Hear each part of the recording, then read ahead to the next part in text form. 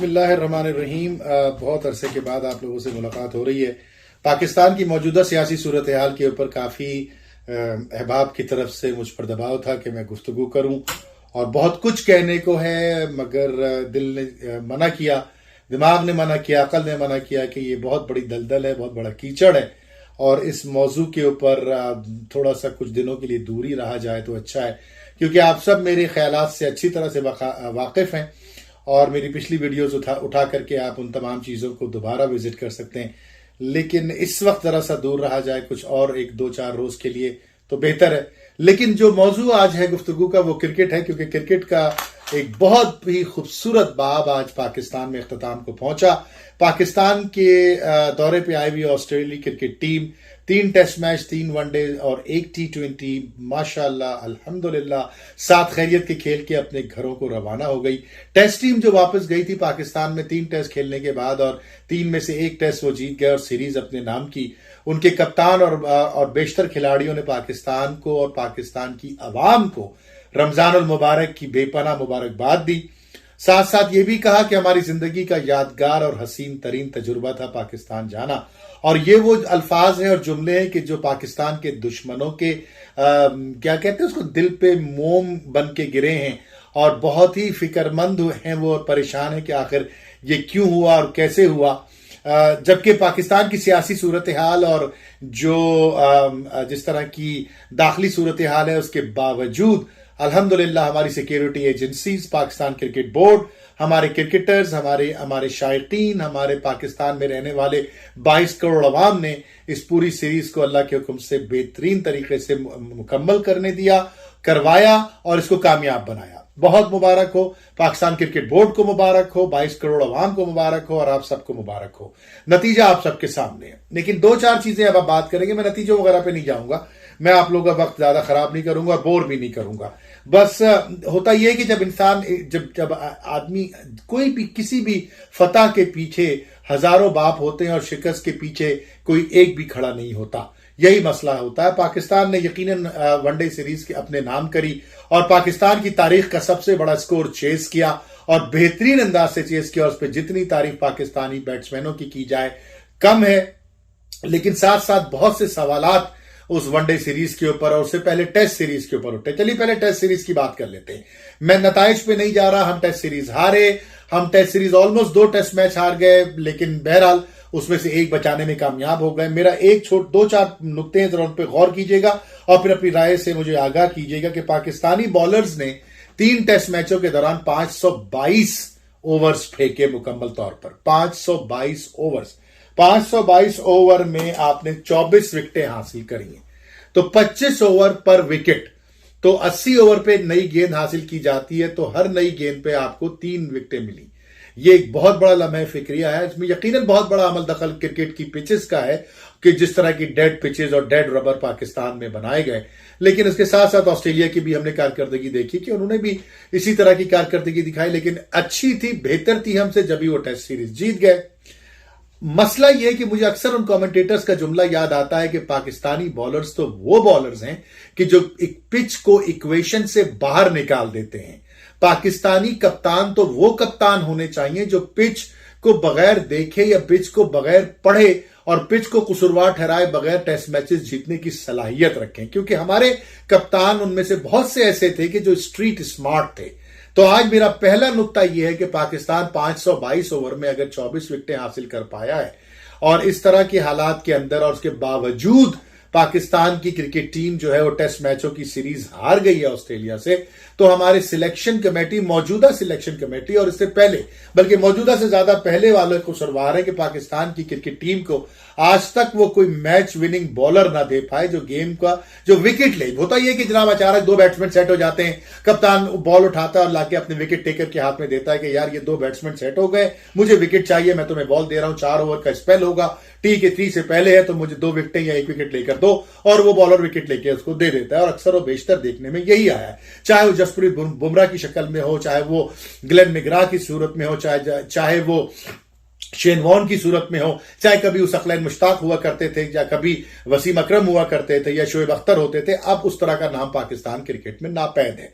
तो जो सिलेक्शन हमारी है कमेटी, और इससे पहले वाली सिलेक्शन कमेटी के मेंबरान जो टीवी पे बैठ के लाखों रुपया वसूल करते हैं, अपने सो कॉल्ड वाकयात और हिकायतें सुना सुना के लोगों को महजूज करते हैं, उनसे पूछा जाए कि पाकिस्तान क्रिकेट में कौन से ऐसी बाकियात वो छोड़ के गए कि जिसकी वजह से पाकिस्तान क्रिकेट जो है वो उरूज की बुलंदियों को छू रहा है, तो जवाब आएगा नदारद। क्योंकि ना तो वो कोई ओपनिंग बैट्समैन देके गए, ना मिडिल ऑर्डर देके गए, ना कप्तान देके गए, ना ऑफ स्पिनर देके गए, ना मैच विनर देके गए, ना कोई मैच विनिंग बॉलर देकर गए। लेकिन आज भी टेलीविजन पे बैठ के वो अपनी रामलीला ऐसे सुनाते हैं कि जैसे पाकिस्तान को 100 वर्ल्ड कप उन्होंने जितवाए, 1500 उन्होंने T20 जितवाए, और न जाने कितने रिकॉर्ड पाकिस्तान के नाम करके वो चले गए, और फिर लाखों रुपया टेलीविजन स्टेशन पे बैठ के वसूल करते हैं। क्योंकि दौरान क्रिकेट जिंदगी क्रिकेट शायद उनको उतने पैसे नहीं मिले जितने के पैसे अब मिल रहे हैं। उनसे सवाल किया जाए कि 522 ओवर में अगर जो टीम 24 विकेटें लेती है,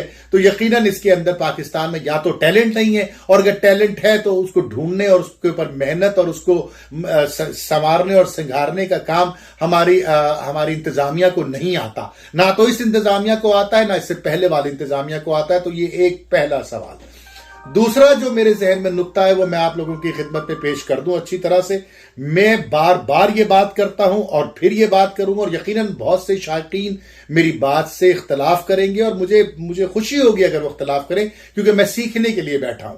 बाबर आजम से बेहतरीन जो बैट्समैन है शायद दुनिया ने कमी देखे होंगे। आज टॉप 4 बैट्समैनों में बाबर आजम का टेस्ट क्रिकेट में, वनडे में और T20 में शुमार होता है, और हमें उस पर फख्र है, और उसके पैर अभी तक जमीन पे टिके हुए हैं, इस बात पे उससे ज्यादा फख्र है। और माशाल्लाह माशाल्लाह पाकिस्तान का नाम पूरी दुनिया में रोशन कर रहा है। चाहे वो हिंदुस्तानी टेलीविजन स्टेशंस हो, चाहे ऑस्ट्रेलवी टेलीविजन स्टेशंस हो, वो हमेशा बाबर आजम की बैटिंग की दाद दिए बगैर नहीं रह सकते। बेशुमार कमेंटेटर्स और एनालिस्ट और क्रिकेट पंडित बाबर आजम की टेक्निक की तारीफ करते हैं, और उनकी ये दुआ है कि बाबर आजम जैसे क्रिकेटर्स उनके मुल्क में पैदा होना शुरू हो जाएं। कहने को बहुत कुछ है, मगर किससे कहें हम। लेकिन बाबर आजम का जितना खूबसूरत बैटिंग का स्टाइल, और जितने ज्यादा रन्स और जितनी क्वालिटी उसकी बैटिंग की है, उतनी ही नाकारा उसकी कप्तानी है।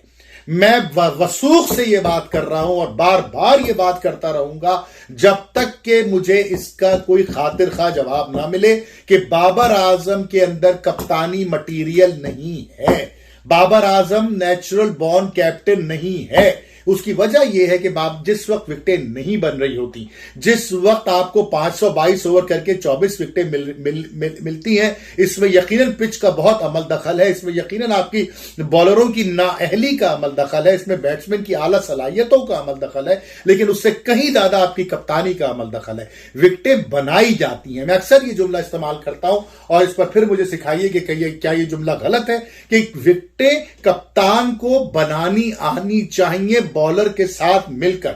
मैं मिसाल दे देता हूं कि अगर आपका बैट्समैन जो सामने मुखालिफ टीम का खड़ा, उसको शॉर्ट पिच डिलीवरी से मसला है, तो आप उस अपने बॉलर्स को ओवर में 2 शॉर्ट पिच या 3 शॉर्ट पिच अलाउड हैं, तो वो करवाएं उससे। आप फाइन लेग लें, डीप स्क्वायर लेग लें, मिड विकेट लें, और बोले करो ये विकेट इधर से ही मिलेगी, और बनाओ उस विकेट को। अगर किसी बैट्समैन का ऑफ साइड वीक है, तो उसको ऑफ साइड के ऊपर फील्ड दे करके, उसको स्लिप दे करके बॉलर को, उसको गली देके, शॉर्ट पॉइंट देके, शॉर्ट कवर देके, उससे ऑफ स्टंप के बाहर गेंद डलवाओ, और बैट्समैन को इनवाइट करो कि वो ड्राइव करे और एज करे।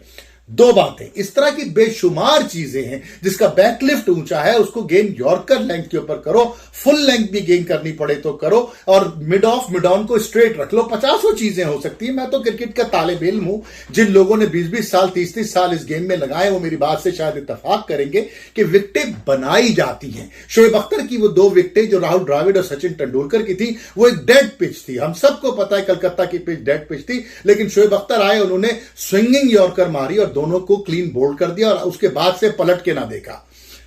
तो ये मेरा नुक्ता है कि बाबर आजम एक कप्तान नहीं है। अच्छा, अगर वो कप्तान होता तो कराची किंग्स की खराब तरीन टीम होने के बावजूद इतनी बुरी हालत ना होती। अच्छा, नाकाम टीम की नाकामी की वजह से बाबर आजम की अपनी परफॉर्मेंस में भी फर्क पड़ता है। कराची किंग्स कहां थी पीएसएल में पिछले, वो आपको भी पता है। किस तरह उन्होंने शायकीन को मायूस किया, वो आपको भी पता है। तो मेरा पहला नुक्ता यह है कि बाबर आजम को कप्तानी से हटाया जाए, उसको दुनिया का हर रिकॉर्ड तोड़ने के लिए फ्री हैंड दिया जाए, उसके हक में दुआ की जाए। और मेरा यह ईमान है कि 5 साल बाद बाबर आजम वहां पहुंच जाएगा इस तमाम अमल के बाद, कि वहां उसकी इंशाअल्लाह ताला बुलंदियों को छूना आने वाली नस्लों के लिए बहुत मुश्किल होगा। पहला नुक्ता मेरा यह। अब दूसरा नुक्ता मेरा सुन लीजिए। दूसरा नुक्ता मेरा यह है कि आपने 522 ओवर में 24 विकेटें ली हैं। आपके पास जादूगर मौजूद है। यह बड़ा कंट्रोवर्शियल पॉइंट मैं दे रहा हूं और इसके ऊपर यकीनन मुझे बुरा भला भी कहा जाएगा, लेकिन मैं उसके लिए तैयार हूं क्योंकि मेरे दिल की यह आवाज है। आपके पास क्रिकेट का जादूगर मौजूद है और उस जादूगर का नाम है मोहम्मद आसिफ। मोहम्मद आसिफ की बॉलिंग, आप चंद झलकियां उसकी बॉलिंग की देखें। खुदा की कसम दुनियाए क्रिकेट में इससे बड़ा जादूगर गेंद के साथ कोई पैदा ही नहीं हुआ। उसका कहना है कि गेंद बोलती है, गेंद को बोलना सिखाओ। जिस दिन तुमने बैट्समैन से खेलना शुरू कर दिया, उस दिन बैट्समैन घुटनों पे बैठ जाया करेंगे और डरेंगे और खौफ खाएंगे तुम्हारे वजूद से। चाहे वो केविन पैटरसन हो, चाहे वो एबी डिविलियर हो, चाहे वो रिकी पॉन्टिंग हो, चाहे वो जैक कैलिस हो, चाहे कुमार संगकारा हो, कोई भी बैट्समैन हो, चाहे लक्ष्मण हो, चाहे सहवाग हो, चाहे तेंदुलकर हो, चाहे गांगुली हो, उन सब का यही कहना है कि अगर हमें किसी की बॉलिंग से डर लगता था, वो बॉलर था मोहम्मद आसिफ। वो बैट्समैनों से खेलता था, बैट्समैनों को खिलाता नहीं था। आपने कल का T20 देखा, उस T20 में हुआ क्या? आपका बॉलर आधी पिच पे गेंदें कर रहा है, जो पिछले 6 महीने से अनफिट है। उस बॉलर को आप खिलाए चले जा रहे हैं और वो बॉलर विकेट लेना तो दूर की बात है, दूसरे एंड के बॉलर के लिए मुश्किलात खड़ी कर रहा है। हारिस रऊफ को देख लीजिए, 145-46 पे गेंद करता है, पहली दूसरी गेंद पैड पे डाल देता है, तीसरी गेंद ऑफ स्टंप के बाहर करता है, चौथी शॉर्ट पिच कर देता है। एक शाहिन शाह अफरीदी की बुनियाद के ऊपर आप दूसरी टीमों को जेर नहीं कर सकते। खुदा के वास्ते, इस साल आपकी टेस्ट सीरीज भी है, वनडे सीरीज भी है वेस्ट इंडीज के साथ, न्यूजीलैंड के साथ, एशिया कप भी है, उसके बाद नेदरलैंड से भी आप खेलेंगे और फिर उसके बाद 4 कौमी टूर्नामेंट की भी बात चल रही है। तो मेरे प्यारे भाइयों, मोहम्मद आसिफ मेरी नजर में पाकिस्तान क्रिकेट टीम की फास्ट बॉलिंग का बेहतरीन कोच है। अब बहुत से नाकदीन ये कहेंगे भाई उस पर तो मैच फिक्सिंग हुई थी, उसने तो पाकिस्तान को बेचा है। बिल्कुल बेचा है पाकिस्तान को, पाकिस्तान की इज्जत के साथ खेला है। चरस पीता था, ड्रग्स करता था, दुनिया भर की बेहुदा हरकतों में इन्वॉल्व रहता था, तो फिर उसकी क्रिकेट के दरवाजे हमेशा बंद कर देने चाहिए। तो अगर उसकी क्रिकेट के दरवाजे हमेशा के लिए बंद कर दिए हैं, तो बकिया जो बहुत से लोग बैठे हैं आपके बोर्ड के अंदर, जिसके बारे में जस्टिस कय्यूम ने यह कहा कि क्रिकेट के मामलात से इनको दूर रखो। पाकिस्तान की तारीख में एक कमीशन की रिपोर्ट आई है क्रिकेट की बेजाब्तगियों के हवाले से, वो है जस्टिस कय्यूम की रिपोर्ट। उसमें ब्लैक एंड व्हाइट में यह लिखा हुआ है, ये रही वो पूरी रिपोर्ट, उसमें ब्लैक एंड व्हाइट में ये लिखा है कि फला आदमी, मैं नाम नहीं ले रहा, फला आदमी 11 आदमियों के इसमें नाम दिए हुए हैं मुख्तलिफ वक्तों के अंदर, जिनको क्रिकेट के मामला से दूर रखो। उन 11 में से 8 या 9 या 10 लोग मुसलसल क्रिकेट के साथ जुड़े हुए हैं, डायरेक्टली या इनडायरेक्टली। पाकिस्तान की कौम का हलाल का पैसा, टैक्स पेयर का, लाखों नहीं करोड़ों की मद में खाए चले जा रहे हैं। तो अगर वो लोग क्रिकेट बोर्ड में आ सकते हैं, पाकिस्तान की क्रिकेट के मुस्तकबिल का फैसला कर सकते हैं, जिनके अंदर सलाहियतें एक ऑर्डिनरी क्रिकेटर की थी, जिनकी बात जो गेंदें बना कर और रेगमाल से मल कर लड़कों को खराब कर करके क्लबों में ले जाके मशरूबात पिला के फैशन सिखा के खवातीन के साथ उनके मामलात, पाकिस्तान के साथ उनके मामलात, मैच फिक्सिंग में उनके मामलात, जब वो हमारे हीरो बन सकते हैं, हर टॉक शो में नजर आते हैं, हर दफा तबसरे करते नजर आते हैं, तो वो शख्स जो सही मानों में क्रिकेट का जादूगर है, जो मैं नहीं कह रहा, रिकी पॉन्टिंग कहता है, केविन पैटरसन कहता है, एबी डिविलियर कहता है, तो उसको भी तो मौका दो ना यार।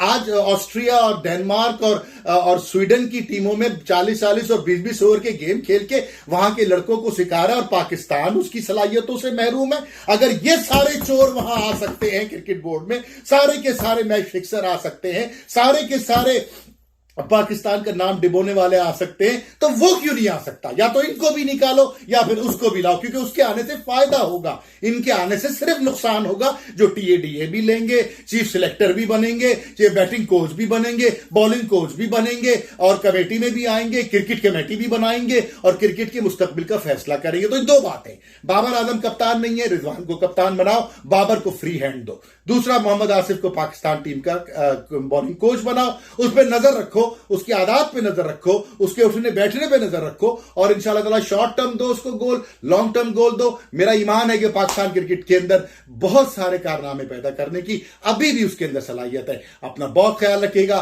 पाकिस्तान जिंदाबाद।